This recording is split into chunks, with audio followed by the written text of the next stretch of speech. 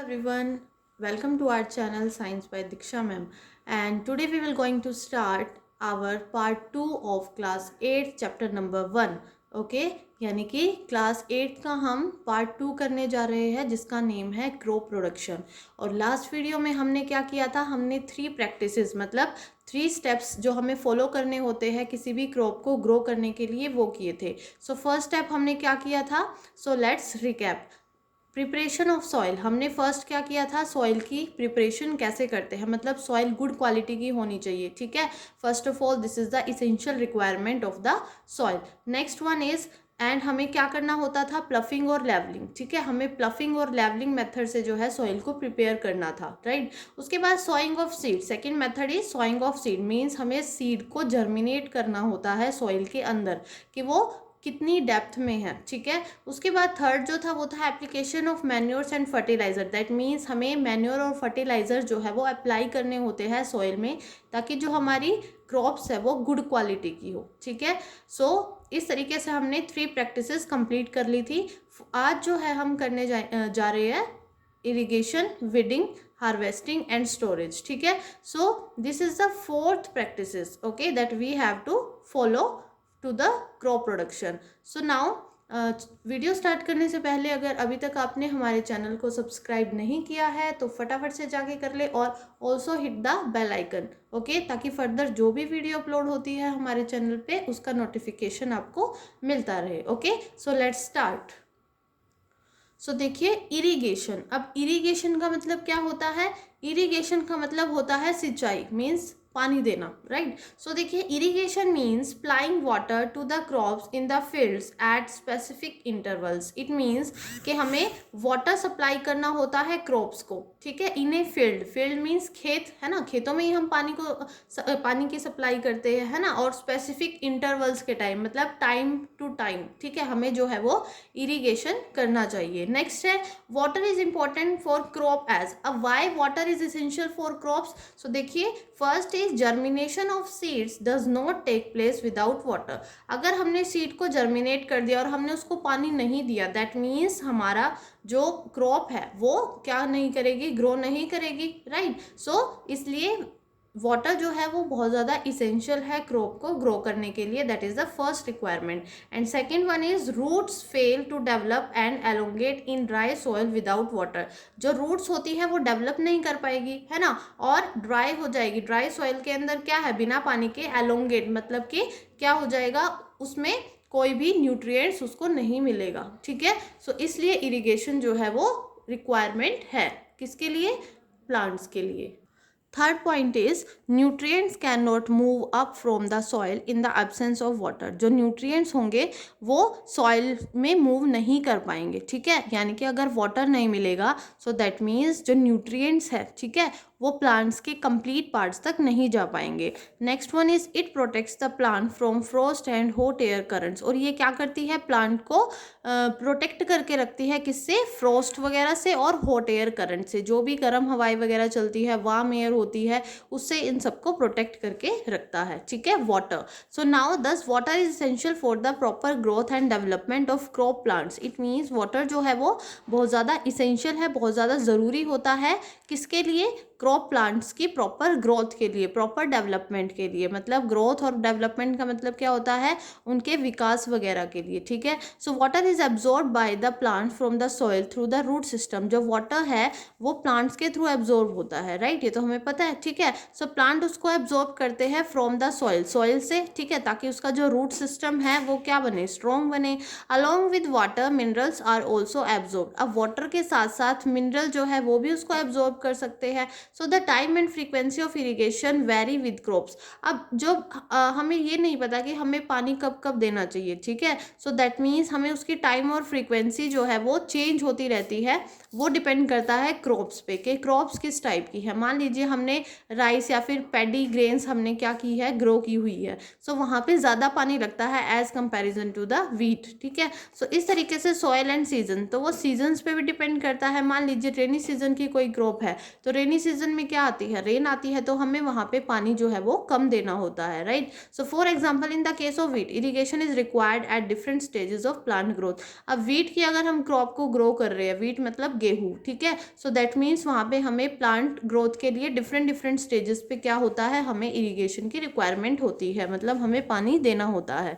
So standing water is required in the field in the case of rice. लेकिन rice के time पे जब हम राइस को ग्रो करते हैं, राइस की जो क्रॉप होती है उसको ग्रो करते हैं, तो उसमें वाटर जो है वो काफ़ी ज़्यादा चाहिए। और कितना चाहिए, स्टैंडिंग वाटर, ठीक है, मतलब कि बहुत ज़्यादा अमाउंट में पानी चाहिए हमें इन समर। अब समर के टाइम पे frequency of irrigation is higher due to increase rate of evaporation.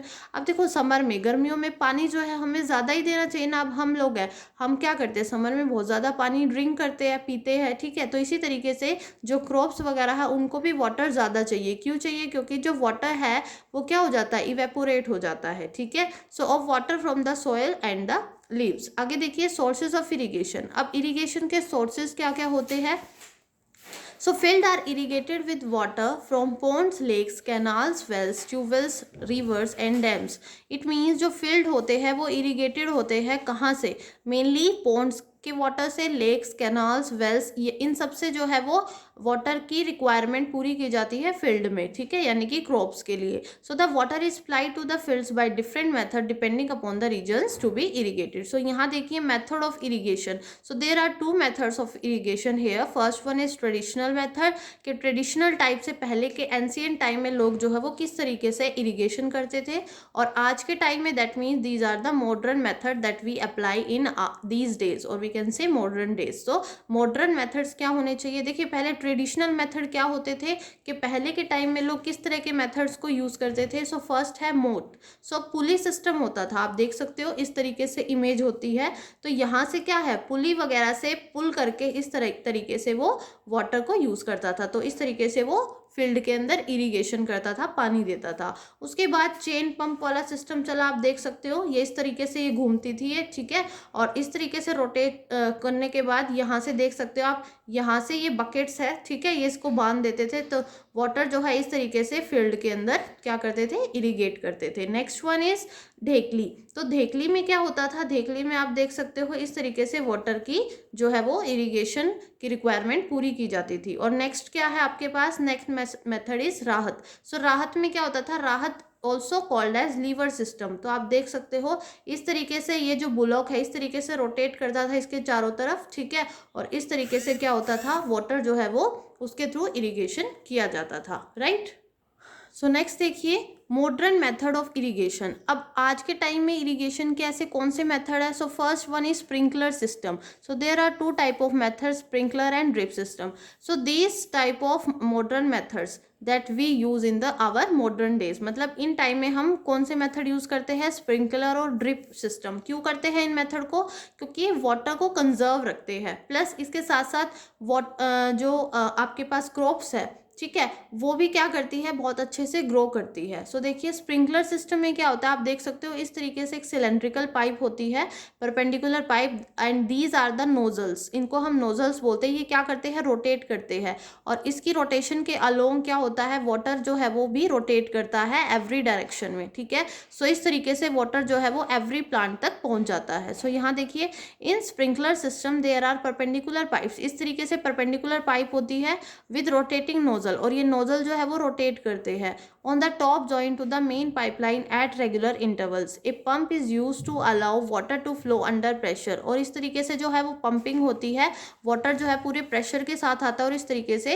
Every crops को, एवरी रूट को जो है वो पानी मिलता है। यहाँ देखिए उसके बाद water enters the perpendicular pipe and escapes from the rotating nozzle which sprinkles water on the crop. तो ये किस तरीके से वाटर जो है वो रोटेट हो रहा है, स्प्रिंकल टाइप में ना, so that is called the sprinkler system. So next देखिए ड्रिप सिस्टम। ड्रिप में क्या होता है, ड्रिप का मतलब ये एक बात याद रखो, ड्रॉप बाय ड्रॉप। ड्रिप का मतलब क्या होता है, ड्रॉप बाय ड्रॉप। सो आप देख सकते हो यहाँ पे जो है, मान लीजिए हमने कोई भी प्लांट को जर्मिनेट किया, ठीक है। सबसे पहले हमने सीड को जर्मिनेट किया, उसके बाद क्या है, धीरे धीरे वो प्लांट ग्रो होने लगा। सो यहाँ पे हमने इसके पास में ही क्या किया, एक पाइपलाइन जो है वो सेटअप कर दिया पाइपलाइन का, और इस तरीके से वहाँ पे उस पाइप में होल्स कर दिए, ठीक है। और वो होल्स क्या करेंगे, ड्रॉप बाय ड्रॉप, ठीक है, ड्रॉप बाय ड्रॉप जो है पूरे के पूरे जितने भी आपके पास प्लांट देख रहे हो वहाँ पे ड्रॉप बाय ड्रॉप प्रोसेस होगी, और इस वजह से जो है इरिगेशन प्रोसेस होती रहेगी, ठीक है। सो यहाँ देखिए, in this method water falls drop by drop, water जो है वो ड्रॉप बाय ड्रॉप फॉल होता है at the position of the roots. कहाँ पे, रूट्स पे, तो डायरेक्ट जो है वो रूट्स में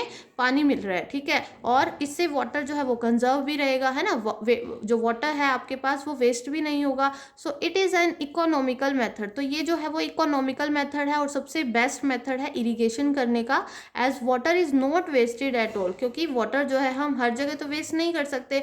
अब मान लीजिए आप वाटर दे रहे हो, तो इस तरीके से मान लो पहले के टाइम में जो वाटर देते थे तो कुछ वाटर वेस्ट हो जाता था, राइट। सो ये मेथड एक इस तरीके का मेथड है जिसमें हम वाटर को कंजर्व कर सकते हैं। सो नेक्स्ट प्रोसेस देखिए, नेक्स्ट स्टेप। अब नेक्स्ट स्टेप क्या हमें फॉलो करना होता है, दैट इज द वीडिंग। अब वीडिंग क्या होती है, देखो वीडिंग मेनली क्या होता है, मान लीजिए आपके जो फील्ड है वहाँ पे आपने मान लीजिए वीट की क्रॉप को ग्रो किया है, ठीक है। हर जगह क्या है, वीट की क्रॉप है, लेकिन उसके साइड बाय साइड कुछ ऐसी क्रॉप्स भी ग्रो हो गई है जिसकी आपको नीड ही नहीं है, ठीक है। वो यानी कि वो अनडिजायरेबल है, जिसको आपने कभी डिज़ायर ही नहीं किया था, ठीक है। मतलब आपने कभी उसको चाहा नहीं था कि हाँ कि इस टाइप की भी क्रॉप्स हो सकती है वहाँ पे, तो आप उसको क्या करते हो, उखाड़ फेंकते हो, है ना।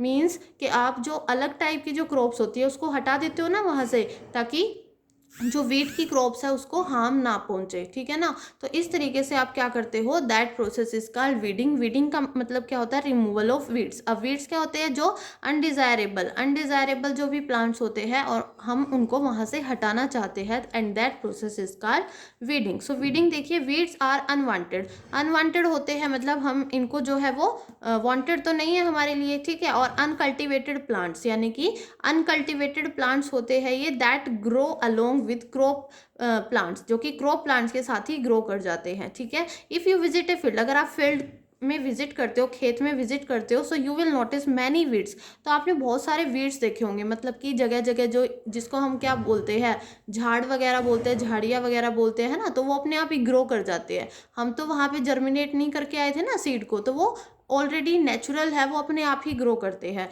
तो क्रॉप प्लांट्स पे इसके ऊपर क्या इफेक्ट पड़ता है, these weeds are not grown by farmer. अब ये फार्मर तो ग्रो करता नहीं है, ठीक है। So they grow on their own, अपने आप ही उग जाती है। सम एग्जांपल्स, अब कुछ कॉमन एग्जांपल क्या होते हैं, देखिए एग्जांपल है अमरेंथस, ठीक है, जिसको आप क्या बोलते हो, चोली बोलते हो, ठीक है, चोलाई भी बोलते हो उसको। उसके बाद है कीनोपोडियम। अब कीनोपोडियम को बथुआ बोलते हैं, ये भी क्या करता है, अपने आप से ही ग्रो करता है। इसी तरह से वाइल्ड ओट, जिसको आप जवी बोलते हो, ठीक है। तो ये जो ऐसी क्रॉप्स होती है जो अपने आप ही क्या होती है, अपने आप ही ग्रो करती है, ठीक है। और इनको उसको हटाना वहां से, that process is called weeding. So देखिए, weeds reduce crop yield at they complete with the crops for water. और ये बहुत जल्दी ग्रो करती है, और अगर जल्दी ग्रो करेगी तो दैट मीन्स ये फील्ड में क्या ले लेंगी, वो अपना स्पेस ले लेंगी, है ना। लेकिन हमें स्पेस तो किसके लिए चाहिए, एक पर्टिकुलर क्रॉप के लिए चाहिए, है ना, जैसे कि वीट है, राइस है। बट अगर इस टाइप की क्रॉप अगर ग्रो होने लगी, सो दैट मीन्स स्पेस भी अक्कर करेंगी, राइट।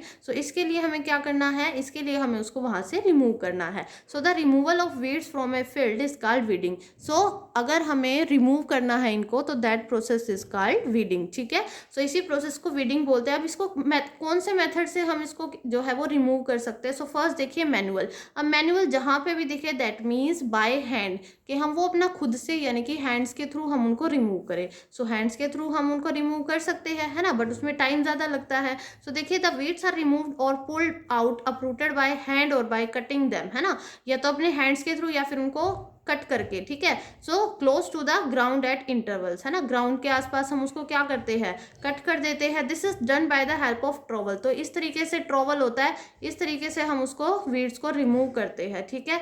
और ए हैरो, तो हैरो जो होता है ये भी वीड्स को रिमूव करने में यूज होता है। और अगला जो है वो रिमूवल विद केमिकल्स। अब केमिकल्स के थ्रू हम इसको कैसे रिमूव कर सकते हैं, तो देखिए, chemical which destroy the weeds but do not harm the crops. अब जो केमिकल्स होते हैं वो वीड्स को डिस्ट्रॉय तो कर देते हैं but do not harm the crops. अब क्रॉप्स को हार्म नहीं करते, ठीक है, मीन्स वो वीड्स को ही रिमूव कर पाते हैं। जो केमिकल्स हम इसमें यूज़ करते हैं उसको हम वेडिसाइड्स बोलते हैं। क्या बोलते हैं? वेडिसाइड्स, ठीक है। जैसे कि 2,4-D is a commonly use weedicide.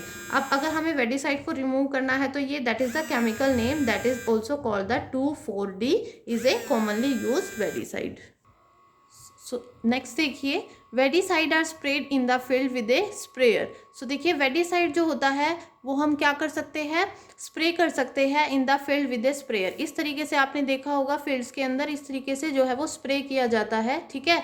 क्यों किया जाता है? ताकि हम वेडिसाइड को रिमूव कर सके, वीड्स को रिमूव कर सके, right. So during the vegetative growth of weeds before flowering and seed formation, उस टाइम पे होता है जब हम जो वेजिटेटिव ग्रोथ है वीड्स की, ठीक है, उस टाइम पे करते हैं। लेकिन क्यों करते हैं उस टाइम पे? ताकि वो जो है वो ज़्यादा ग्रो ना करे, और ग्रो अगर कर गई तो उसके बाद फ्लावर्स होने स्टार्ट हो जाएंगे, सीड की फॉर्मेशन बनना स्टार्ट हो जाएगी, है ना। तो इतनी सारी प्रोसेस हो, उससे पहले ही हम उनको क्या करते हैं? वहाँ से रिमूव कर दिया जाता है, ठीक है, बाय द केमिकल 2,4-D, ठीक है। सो वेडिसाइड्स आर द पॉइजनस। अब वेडिसाइड्स जो होते हैं वो पॉइजनस तो होते ही है, हार्मफुल होते हैं हमारे लिए, है ना। And care has to be taken when spraying them. और जब भी हम उसको स्प्रे करते हैं तो हमें खुद भी क्या करना चाहिए? अपने आप को प्रोटेक्ट करना चाहिए। So farmer should cover their nose and mouth with a piece of cloth. आपने देखा होगा जब भी इस तरीके से जो स्प्रे किया जाता है फील्ड्स के अंदर, तो फार्मर जो होता है वो अपने जो माउथ वगैरह का जो पोर्शन है, फेस का पोर्शन है, उसको कवर अप करता है क्लॉथ से, ठीक है। सो इस तरीके से आप जो है अपने माउथ को कवर कर सकते हो, ठीक है। While spraying this chemical even slight negligence में अफेक्ट देयर हेल्थ, क्योंकि ये आपकी हेल्थ को भी अफेक्ट कर सकता है, ओके। सो नेक्स्ट देखिए, नेक्स्ट इज हार्वेस्टिंग। अब हार्वेस्टिंग में क्या करते हैं? Harvesting is the sixth process, okay. Six process होती है किसी भी क्रॉप को ग्रो करने के लिए। अब देखिए जो हमारी क्रॉप थी वो सारी की सारी क्या हो गई? अच्छे से ग्रो अप हो गई, है ना। अब हम उसको क्या करेंगे? कट करेंगे, राइट। सो हम उसको क्या करना चाह रहे हैं? अब हार्वेस्ट करना चाह रहे हैं। हार्वेस्ट का मतलब क्या होता है? कटिंग करना। सो यहाँ देखिए once a crop is mature, एक बार क्रॉप मैच्योर हो गई मतलब उसकी जो ग्रोथ थी वो कंप्लीट हो गई, then farmers cut it. Farmer उसको क्या करते हैं? कट करते हैं एंड गैदर इट, और उसको कलेक्ट कर लेते हैं, ठीक है ना। तो the process of cutting and gathering, तो इसी प्रोसेस को हम क्या बोलते हैं? हार्वेस्टिंग। क्या होती है? किसी भी प्रोसेस में अगर हम कोई भी क्रॉप है अच्छे से मैच्योर हो चुकी है तो उसकी कटिंग करना और उसको गैदर यानी कि इकट्ठा करना, so that process is called harvesting. So देखिए यहाँ पे हार्वेस्टिंग करने के लिए ऐसे कौन कौन से हमारे पास टूल्स होते हैं जिससे हम हार्वेस्ट यानी कि कट करते हैं, हार्वेस्ट करते हैं। तो आप देखा होगा आपने इस तरीके का, ठीक है, फार्मर के पास इस तरीके का टूल देखा होगा, इसको बोलते हैं सिकल। और इस तरीके से हम पहले के टाइम में इससे कट किया जाता था कोई भी क्रॉप होती थी तो। सो यहाँ देखिए मैन्युअली विद ए सिकल, हाथ से तो हम सिकल से कट कर सकते हैं, ठीक है। और bye a machine called harvester, अगर किसी मशीन से हम उसको कट करना चाहते हैं तो हमें क्या करना होगा? हार्वेस्टर मशीन होती है और which is attach to be a tractor, और एक ट्रैक्टर से जो है इसको क्या किया जाता है? कनेक्ट किया जाता है। तो आप देख सकते हो इस तरीके से जो ट्रैक्टर होता है, ट्रैक्टर आगे की तरफ और वो जो है वो कटिंग करती हुई मशीन जो है वो चलती रहती है, ठीक है। और उसके बाद यहाँ पे है in case of cereal crop harvesting is followed by threshing and winnowing. अगर सीरियल क्रॉप है मतलब कि आपके पास कोई भी अनाज है जैसे कि वीट है, राइस है, पल्स है, तो इन क्रॉप्स के अंदर हार्वेस्ट जो है वो थ्रेशिंग और विनोइंग के थ्रू ही हम कर सकते हैं। सो थ्रेशिंग क्या होता है? अब देखिए थ्रेशिंग का मतलब क्या होता है? This is the process of separating grains from the harvested crop, यानी कि जब हमने क्रॉप को हार्वेस्ट कर लिया, कटिंग कर ली उसकी, तो वहाँ से ग्रेन्स को भी तो निकालना है ना। जैसे कि वीट है तो आपने देखा होगा इस तरीके से हम क्या करते हैं? गैदर करते हैं, यानी कि कुछ बंडल बनाते हैं इस तरीके से, और वहाँ पे क्या करते हैं? वहाँ पे थ्रेशिंग वगैरह से हम जो है वीट को रिमूव करते हैं, ठीक है। आप देख सकते हो थ्रेशर है, कंबाइनर है, तो इन तरीके से हम क्या करते हैं? जो हमारे पास क्रॉप है, मेन जो ग्रेन है, क्रॉप में से ग्रेन को रिमूव किया जाता है, right. And that process is called threshing. अब थ्रेशिंग के लिए देख सकते हो आप manually by striking and harvesting crop against a hard surface and by a machine called thresher. आज के टाइम में तो सब मशीन से करते हैं तो उसका नाम क्या है? थ्रेशर है। और a farm machine is called combine, और जो फार्म मशीन होती है उसको हम बोलते हैं कंबाइन, और ये यूज की जाती है हार्वेस्ट करने में भी और थ्रेशिंग करने में भी, ठीक है, यानी कि कटिंग करने में भी और थ्रेशिंग मतलब कि वीट वगैरह निकालने में भी, ओके। अब देखिए विनोइंग क्या होता है, आफ्टर थ्रेशिंग, थ्रेशिंग कर ली हमने, ठीक है, the grains have to be separated from the chaff. अब उसको शेफ से भी तो अलग करना होता है ना, तो आप देख सकते हो जो लाइटर पार्टिकल है वो तो अलग हो जाते हैं, लेकिन जो हमारे पास हैवी पार्टिकल है जैसे कि वीट है, जो भी हमारे पास ग्रेन होगा वो अलग से आ जाएगा, ठीक है। तो इस तरीके से शेफ करते हैं, ठीक है ना। तो यानी कि ये ग्रेन्स को रिमूव करने की प्रोसेस होती है शेफ के अंदर से। शेफ क्या होता है, जो इम्प्योरिटी पार्टिकल्स होता है, जो लाइटर पार्टिकल होते हैं, जो मिक्स होते हैं वीट के अंदर, उसको हम रिमूव करते हैं by the process of winnowing. Okay, so next process क्या रहेगी, next process is called storage. Storage में क्या होता है, स्टोरेज के अंदर जब हमने कंप्लीट प्रोसेस कर ली, ग्रेन्स वगैरह को रिमूव कर लिया, उसके बाद हम क्या करते हैं, ऑब्वियसली हम उसको स्टोर करते हैं, राइट। तो स्टोर किया जाता है उसको 2 स्केल्स पे, on A small scale, on a large scale. मतलब अगर हमारे पास मान लीजिए कुछ ही क्रॉप्स हमारे पास टुगेदर हुई है, गैदर हुई है, इकट्ठी हुई है, तो हम उसको क्या कर सकते हैं, स्मॉल स्केल पे हम उसको इकट्ठा कर सकते हैं। और अगर हमारे पास लार्ज स्केल में कोई भी क्रॉप है तो उसको हम क्या करते हैं, लार्ज स्केल में ही हम उसको स्टोर करते हैं, ठीक है। सो यहाँ देखिए, food grains are stored in either jute bags और स्मॉल मेटालिक बीन्स। इस तरीके से हम जो है अपनी क्रॉप्स को स्टोर कर सकते हैं इन द जूट बैग्स, ठीक है। और यहाँ पे आप देख सकते हो, इनको हम सिलोस बोलते हैं। इस तरह के बड़े बड़े टैंक्स होते हैं जिसमें हम वीट को स्टोर करते हैं, ओके। और storage of grains in granaries, यहाँ पे इस तरीके से मिट्टी के बनाए जाते हैं जिसमें हम अपनी जो भी ग्रेनरीज है, जो भी ग्रेन्स है, उसको हम स्टोर कर सकते हैं। तो वो डिपेंड करता है कि हमारे पास जो क्रॉप्स है वो स्मॉल स्केल में है या फिर वो लार्ज स्केल में है।